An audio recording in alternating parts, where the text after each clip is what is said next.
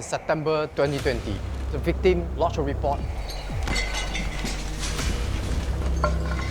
She was assaulted multiple occasions for a period of time, not only physically, but verbally being abused as well.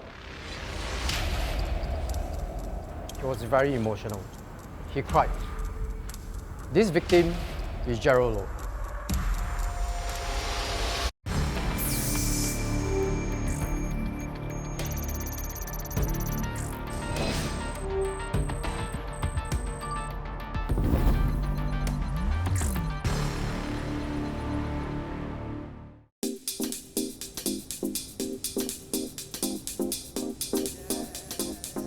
May 2018, our agent received a call from her friend who introduced a prospective buyer by the name of Gerald, who is interested to look at high-end properties.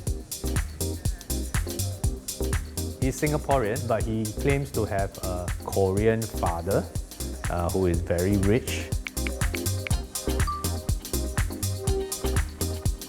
The name that he gave, that was his father, he checked out as true. He's a very rich man in Korea.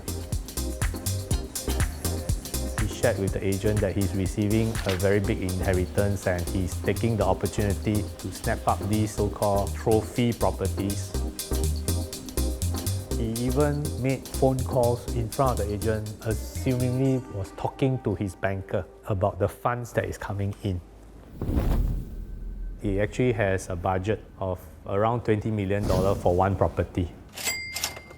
So the agent arranged an initial viewing for him, which was a penthouse in the Bishan area. After just looking through the property, he made a very quick decision to buy that $5.5 million property. So he placed the deposit, which amounted to 1% of the purchase price, $55,000. In property terms, that is called the option money. So the buyer has stipulated time period, usually 14 days, to accept the option.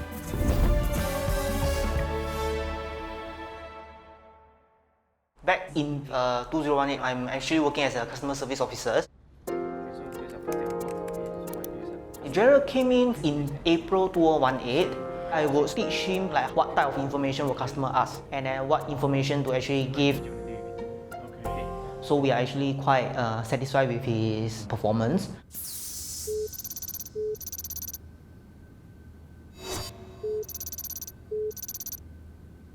After placing the option money for the penthouse in the Bishan area, he asked to see some more. On the second day, the agent brought him to see about 6 other properties, and the next day, another 5 to 6 properties. All these are high-end properties, mostly in the prime districts in Singapore. So that would be the District 9, 10, and 11. So an example of locations would be Orchard Road, Kent Hill, Patterson, Grange Road areas.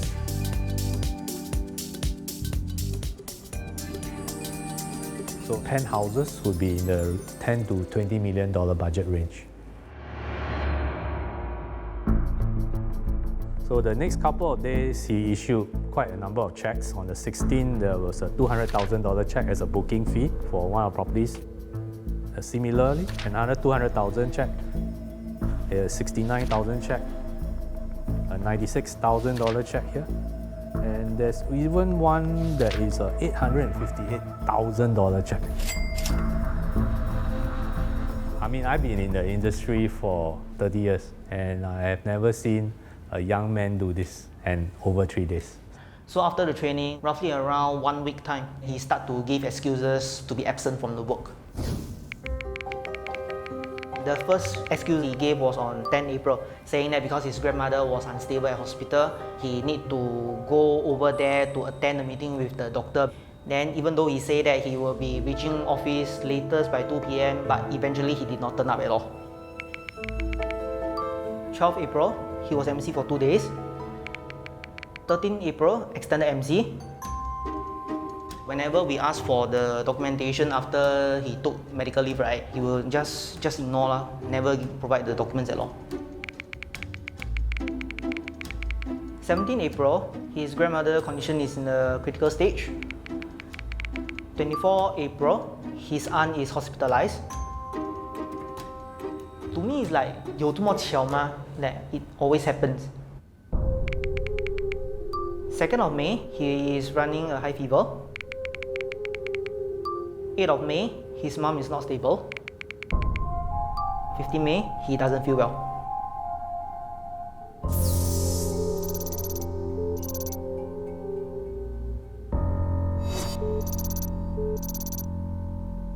May itself was his last excuse. After that, he never attended the work anymore.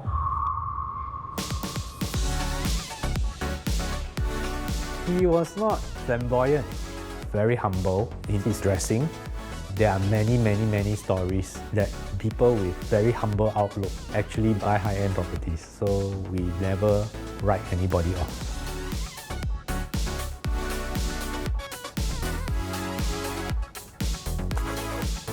If we add up all the properties that he bought over that 3 days, it amounted to more than 140 million in total. This is extremely not normal for a buyer of his profile. Number one, he is very young. He's about 24 years old, and based on the address listed on his NRIC, he was actually residing in a HDB flat.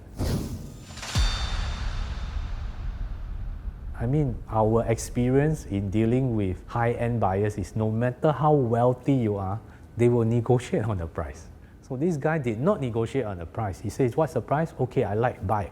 So at that point in time, when my agent approached me on this case, we told her, hey, are you sure? So we did some background check. Certain individuals, they are on the MAS Monetary Authority of Singapore watch list. They are on the International United Nations blacklist. So if your name appears in this blacklist, then it's a no-go situation.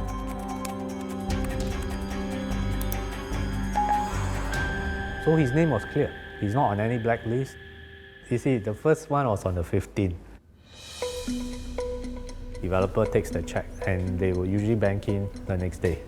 On the 16th, that was when they realized the check did not clear. So the immediate response typically is we check with the buyer, hey, what happened?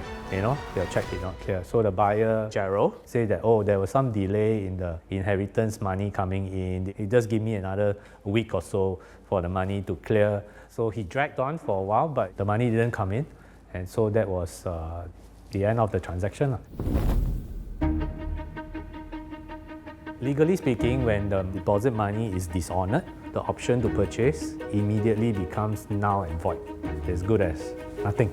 It's a worthless piece of paper already. But to the uninitiated, he has a physical document to show that he bought these properties. So he will have a stack of these documents now. Who knows what idea or what plan he has. He had that paper legalized that you pay down payment for this unit, you're ready to buy over. He showed me 4 to 5 photos of his condo with him inside. He promised my daughter to make her a wealthy lady.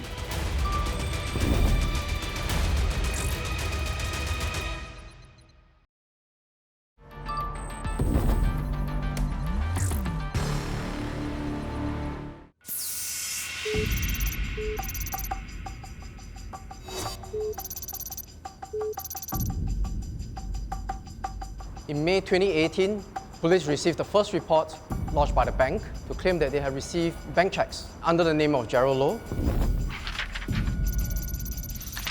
So Jerald Low had actually issued these checks to the property agents knowing that he does not have any amount in his bank account.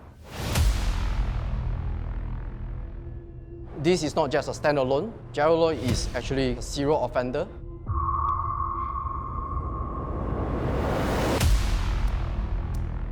In 2018 onwards and into 2019, there are more of such cases, which includes telco scams. In addition, there are investment scams as well.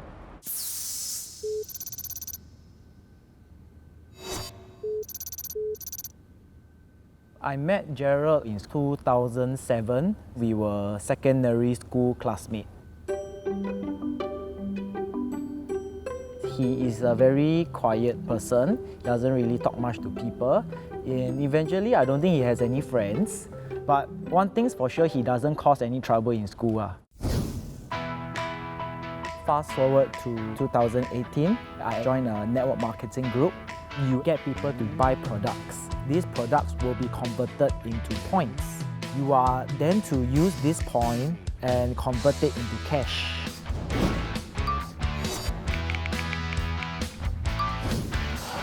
Gerald reached out to me through Facebook.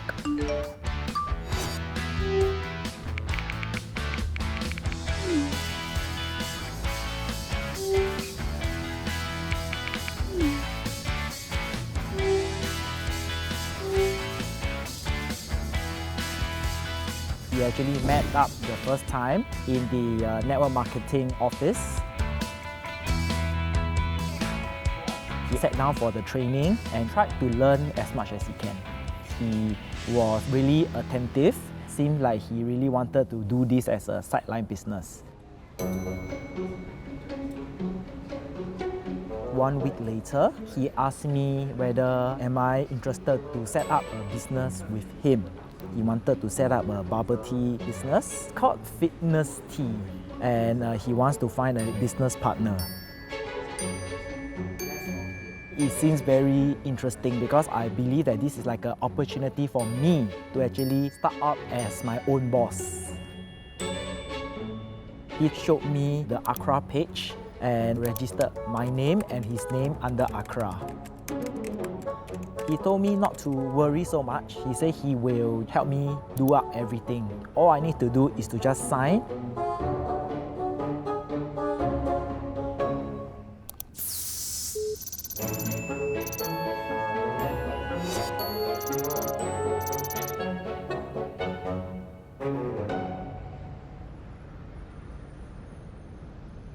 Somewhere around October 2018, my daughter was looking for a job. She browsed through all those job apps, then she found this particular job offer. So she went to interview with this company. This is a card that she gave it to me. The boss, the CEO there, his name is Jerald Low. When she came back, he told me that she was accepted for this job as an office administrator. Meaning everything is like normal. Is when I start to notice, she start to buy those office essentials like those files, pens, paper. So I start to question, how come your office don't have all this? It doesn't make sense. And not one or two pieces. Every day she buying a few large packets, bringing to the office.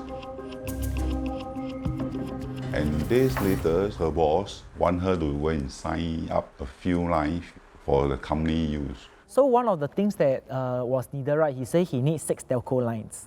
That evening, she went to sign for 3 lines.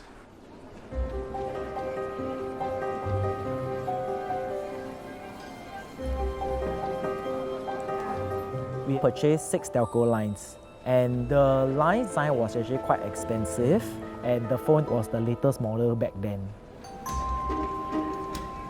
While we were about to sign the line, right, he said, why not use my IC instead of his IC? He said that you will use the company's account to pay these phone bills. Her boss says that you need a handphone to get in touch with future staff to open up a line for inquiries. She had to pay everything first, keep the bill and can claim for the company end of the month.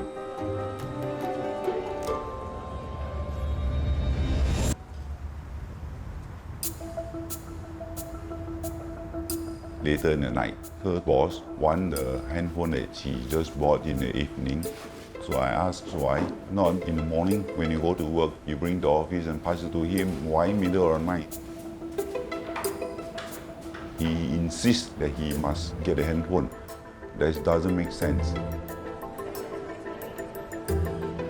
So after we purchased the phone, he told me he will keep all these phones first because these phones need to be configured to the company line. He will return me the phone after the configuration is done.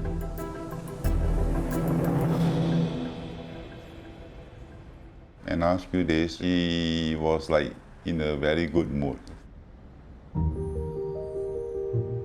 Suddenly, she just told me that her boss proposed he want to marry her. I said, huh? Don't you think so that they should meet the parents first before you go to ROM? It's not that your two persons business. It's either become a family business.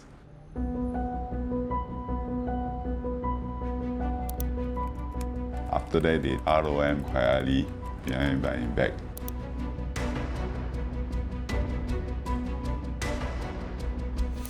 This person has changed. I see him as someone that is very confident and know what he wants. He actually boasts about being wealthy. He showed me 4 to 5 photos of his condo with him inside. It seems very real. He promised my daughter to make her a wealthy lady, have a good life, no need to work, have maids serving her, staying in a big house, enjoy life in future. Somehow or other, she have that paper legalized that you pay down payment for this unit, you're ready to buy over. So all these are evidence that she's going to buy the house in future. It seems that everything comes very impromptu, but if you look at it in a whole timeline, it's not. He go and view property, although he said that I want to buy, but it's actually to get option to purchase. OTP. OTP comes in, then I can get even more people to believe me. When more people believe me, I set up a company. I go and print my name cards, logos. Then from there, right, people will think that this person is really or someone. That's his main MO.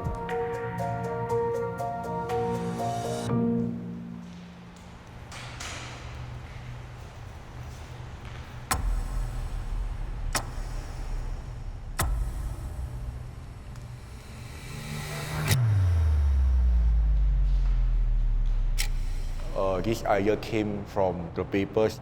I saw all the news about scams, getting people to sign online and then sell the phones away. In 2018, I was really in financial difficulties. I'm facing hospital debts of my grandmother. She's very, very sick. I'm the sole person taking care. My mom's salary is not enough and she is also diagnosed with cancer. I just want to get the money and then pay off whatever debts I have.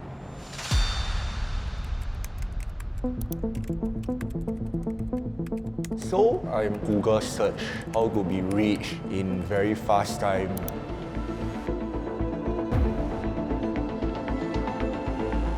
One of the websites has a particular techniques of teaching you how to scam, how to trick your friends. This only works with your close friends and relatives. My wife told me, my daughter currently go through online application for RM for registration and fix a date. So I said, no, you have to stop it because somebody tried to con her. So I stopped her from meeting this so-called boss and I asked her to leave the company.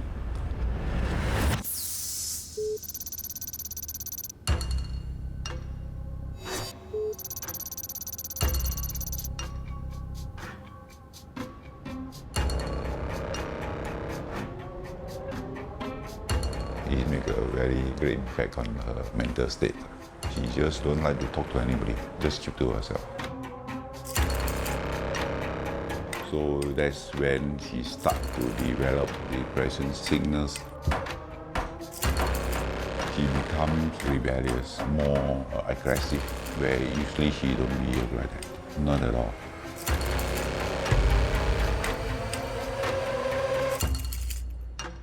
During that period, we encountered bills that sent to my house.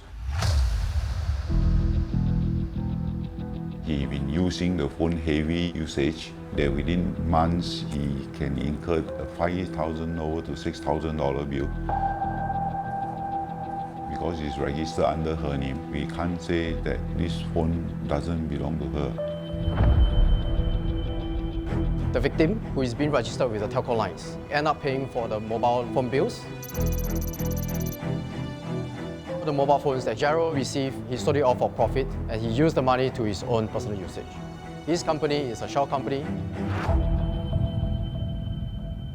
So after signing everything, he said that since you are my vice president, I'm gonna give you a 10K check. He called it allowance every month. The turning point comes when the check didn't came into my bank account. So every time I question him, he will try to make up stories over and over again to try to keep that delay.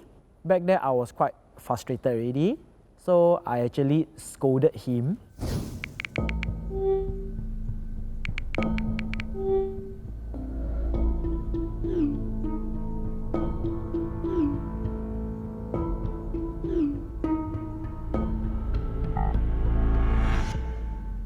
The only way for me to actually stop all this, right, is to terminate all my lines. However, because these lines were just signed weeks back, so it haven't really hit that mature stage yet, the penalty for terminating a line was quite high. With all 6 lines, the total termination was about 10K. It was a lot because I just started work, I don't even have 10K in my bank account.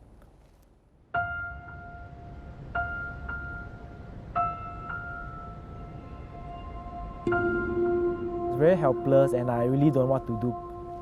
With no hope left, I actually approached my family. They are kind enough to help me pay back every single thing, but of course they actually felt very disappointed in me. Guilt, shame, condemnation, all these things were just running in my mind. This is really unexpected for me because a quiet person like him would actually do such things is very unbelievable. These victims were one of the first to fall prey into Jerald Low's series of scams. After that, he went on to cheat others. Gerald offered Sam special selling price to buy over his condo unit. Sam is already very convinced that Gerald is a wealthy businessman. He decided to trust Gerald.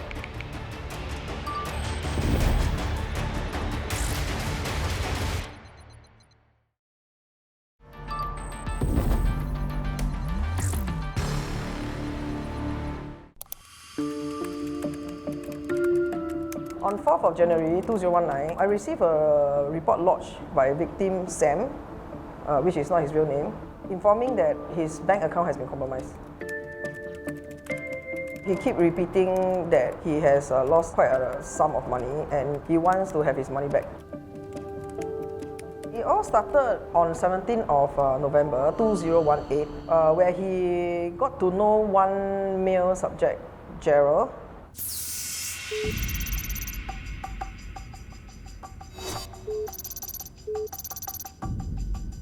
Both of them became friends and arranged to meet up subsequently. So every time Gerald met the victim, he'll be using different vehicles to create the impression that he's very well-to-do.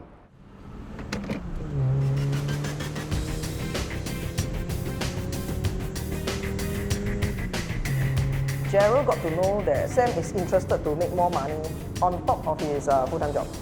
So Gerald actually drove Sam to his condo unit. He actually told Sam that he has a few condo units.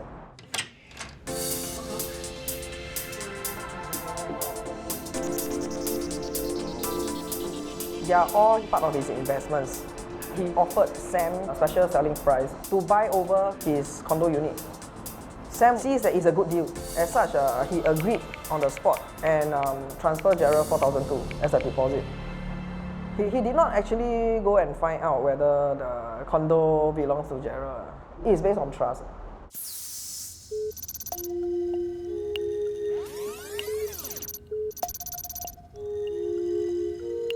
During that period, my daughter was hired. So it happens that my son also is looking for a job too. So since my daughter says, my company has vacancy, why don't you come and join me? When he go for interview, she was accepted immediately. And then later his boss, this Gerald, asked him to rent a car for the company usage. So that evening, she went to rent a car from a rental company. Gerald is actually the one using the vehicle to drive around and shows people that he's wealthy, he inherits a lot of money. A lot of online scams, you do not know who is actually behind it. But Gerald's different. It's not a faceless individual. It's not somebody that you're meeting over the net. It's somebody that's sitting in front of you, speaking, breathing. He drives you, he ferries you around, and once you have a relationship, you can find out the person's situation and what are things that the person is vulnerable to, and he then can exploit those traits. He's a confidence trickster. So a few days after they met, Gerald discovered that Sam actually has 2 investment accounts. Gerald managed to convince Sam that, look, your investment is not making money. Why not you close down your investments and invest the money with me, because I have a SGX account with my mom. By investing into this account, you will make more money, but the SGX account is a private account. You cannot see it. It's solely with me. Since Sam is already very convinced that Gerald is a wealthy businessman, he decided to trust Gerald. Sam closed down the investment accounts, withdraw the money, and Sam transferred the money to Gerald's account. It's only after a few days, Gerald tells Sam to invest more money. So he need to go to legal money lenders and banks to borrow money. A few weeks after they know each other, Gerald actually informed Sam that he will be going overseas.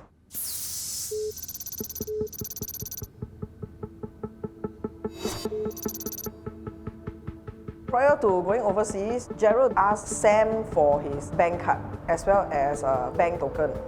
Because the money lender's installment plan is made under Sam's name. So Gerald actually promised Sam that, hey, you took up the loans, not to worry, I'll pay for the installments. Gerald gave the reason to Sam that it's easier for me to pay via your account. Sam is convinced that Gerald will be making the monthly repayments. That's why he handed over his debit card and also the physical token.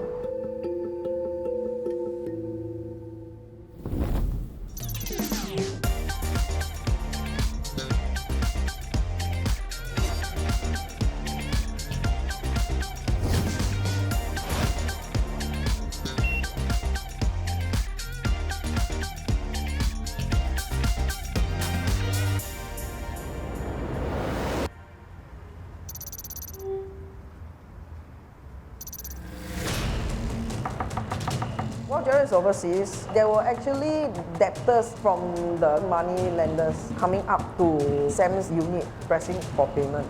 So he asked Gerald, hey, what happened? How come you are not making payment? Gerald was telling Sam that he will settle everything when he's back. In the meanwhile, Sam actually tried to log into his iBanking. However, he's not able to. So Sam immediately went to the bank and discovered that his iBanking login and PIN has been changed. He also realized that all his money has been transferred to Gerald's account.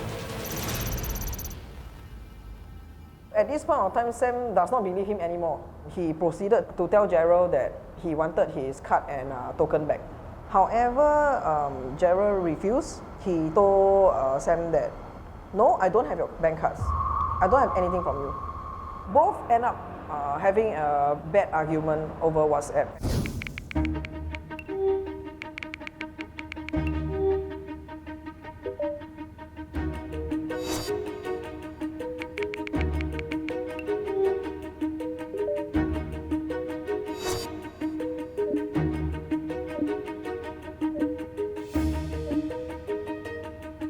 Subsequently, he ceased correspondence with Sam. So he changed his handphone. number, so he became uncontactable. That is why Sam came to the police, because he know that he has been cheated of his money. His total loss is already about 100,000.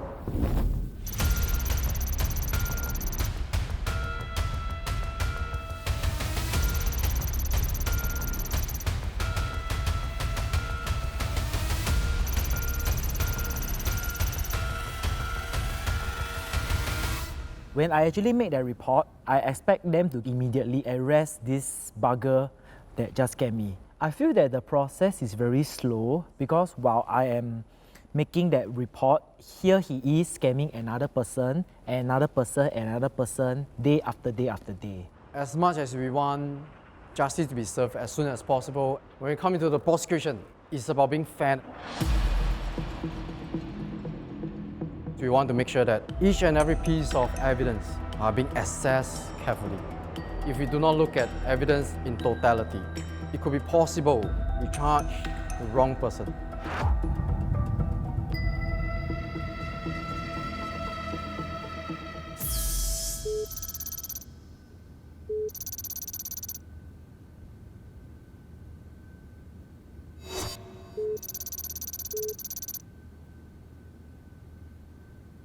On the one hand, right, a person is presumed innocent until proven guilty, and we have not convicted him of any offense at that point. And on the other hand, there's a need to secure a person's attendance in court in order for him to answer the case against him. Bail is the balance. In Jerald Low's case, based on the facts that we knew at that time, we didn't object to bail.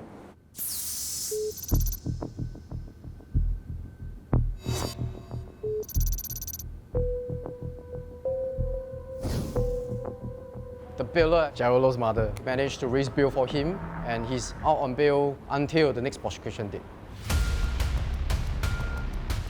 But when Gerald was on bail, he re-offended repeatedly. More victims come forward. They have identities being made use of by Gerald to rent different vehicles. They are also continue to have victims of telco scams. Gerald induced them to sign up for new mobile lines. The handphones were given to Gerald, and he sold off all these mobile phones for profit, leaving the mobile bills to the victim.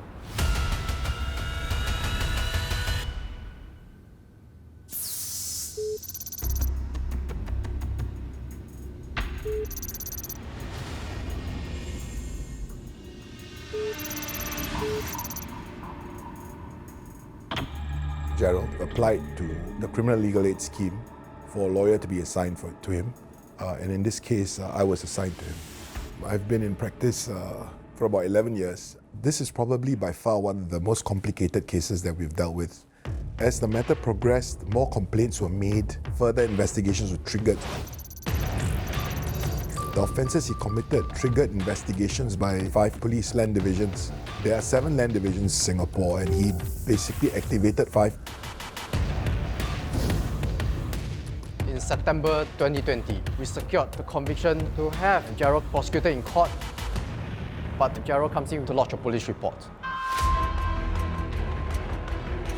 He said that he has been physically and verbally assaulted, threatened by his partner, and whatever criminal activities he has done, he has been coerced to do that. After the first police report was lodged, we received the second report in November. In April 2021, there was a third report lodged. He's trying to paint himself as the victim. Did we really charge the wrong person?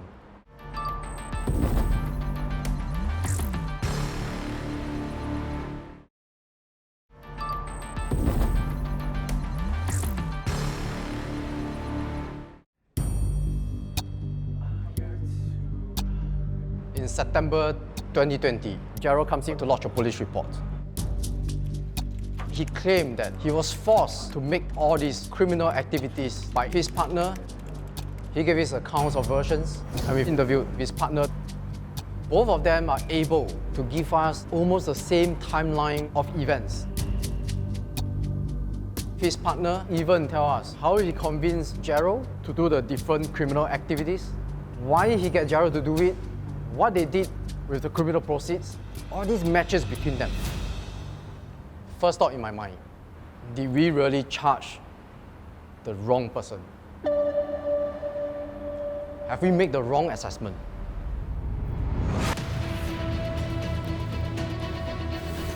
So the whole process restarts. We re-look at the evidence that we have. We re-interview some of the witnesses.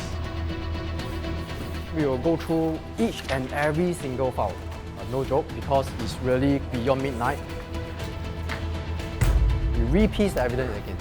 Re-reading of the data, matching each and every of their versions. Then we line it up, and then we discover, doesn't sound right. Gerald haven't even met his partner. How come he said that in 2018 he started to do this? So it's the timeline that gave him out. So when we confront him with it, that's where he admitted. He convinced someone to take blame for all his offences, and in order to support that, he made false police reports.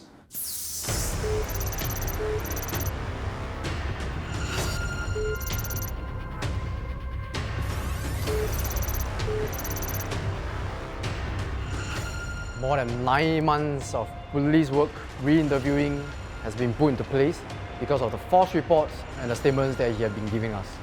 So due to his prejudice to the cause of justice, the police have charged him for the additional offence for giving false statements.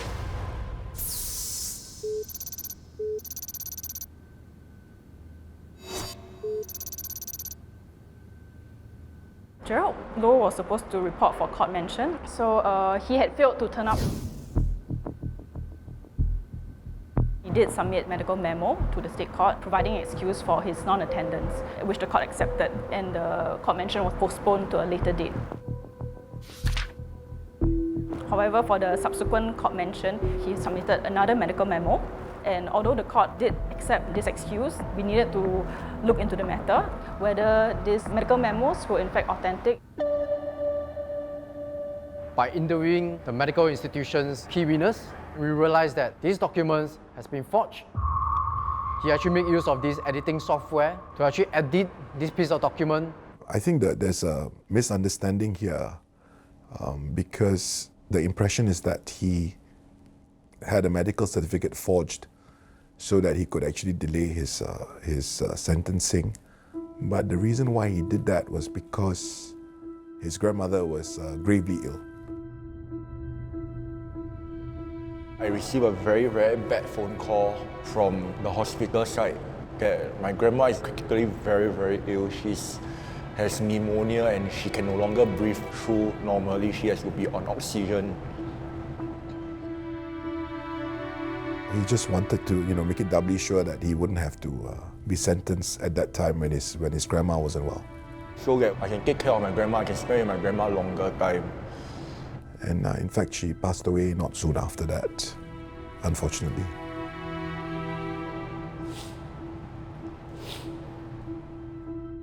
We could have told the court that. The judge would have decided. More often than not, the judge would have allowed him time. But I think in this case, it didn't occur to him. So, by virtue of the fact that he had submitted forged documents to the state court, therefore there was cause for us to place him under arrest. We were concerned about proceeding to his house directly to arrest him because, for one, we were not sure when he would be at home. We also did not want to alert his mother or his contacts that the police were looking for him because they might tip him off. I mean, it's possible that he's at home, but if he doesn't want to open the door for us, he could have the opportunity and time to tamper with the devices that he had used to forge the medical memos. So we needed to make sure that he was caught off guard. The breakthrough came when we knew that his mother was going for a medical checkup. He being the sole caregiver, he would bring her to the medical checkup and back home. So that would be a good time for us to catch him off guard and to arrest him.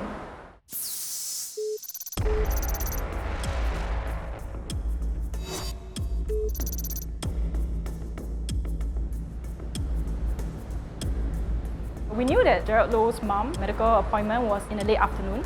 So we arrived at the void deck of his place of residence at about noon to run through the proposed route for the ambush.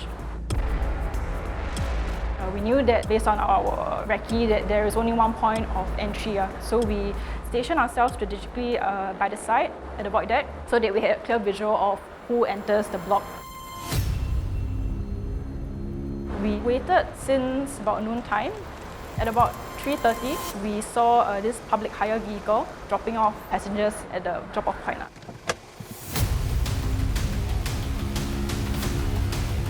We saw a male adult subject alighting, followed by an elderly female subject.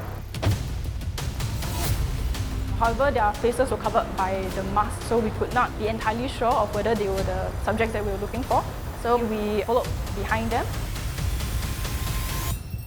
And at the lift lobby, we identified ourselves as police officers, requested for the male subject to identify himself. That was when he put on his mask and we saw that it was Jerald Low.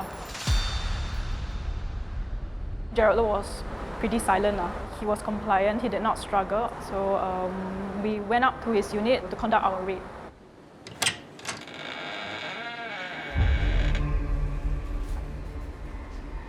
The moment you entered the unit, we were greeted by a wave of warm, still air.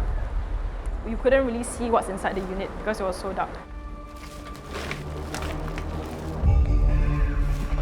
As we slowly made our way into the unit, my eyes adjusted to the darkness, and that was when I realized that the house was filled with piles and piles of rubbish.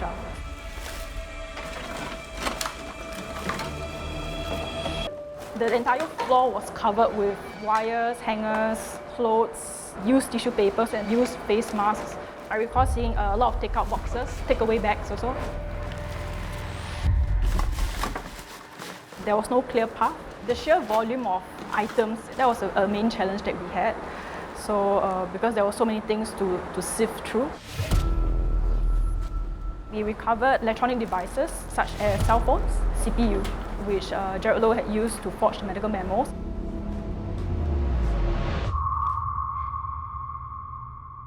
My childhood was horrible.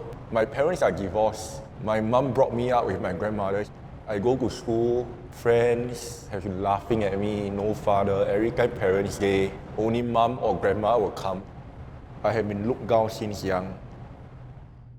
He always felt that he was the odd one out and he would be bullied in school. So he says at the end of the day, I didn't think about the consequences about getting caught. I wanted to feel good about myself, and I wanted people to treat me well and with respect. In March 2022, Jerald Low was sentenced. Across 4 years, more than 10 victims were involved, amounting to 150,000 loss. This, as a result, equates to 52 charges against him, and with that, he received 67 months of imprisonment.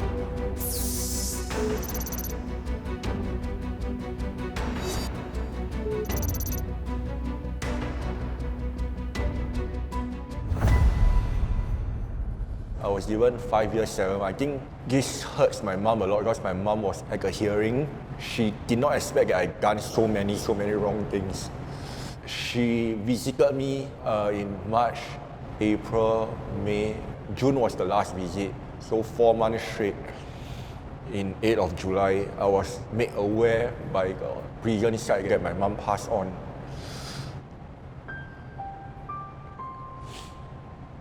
When the OC broke to me this news that my mum will never come and visit me anymore, she has passed on, I was very, very upset. And a lot of things just blushed through my mind. I should be the one that should be suffering, not her. I should be the one getting critically ill. I have lost everything.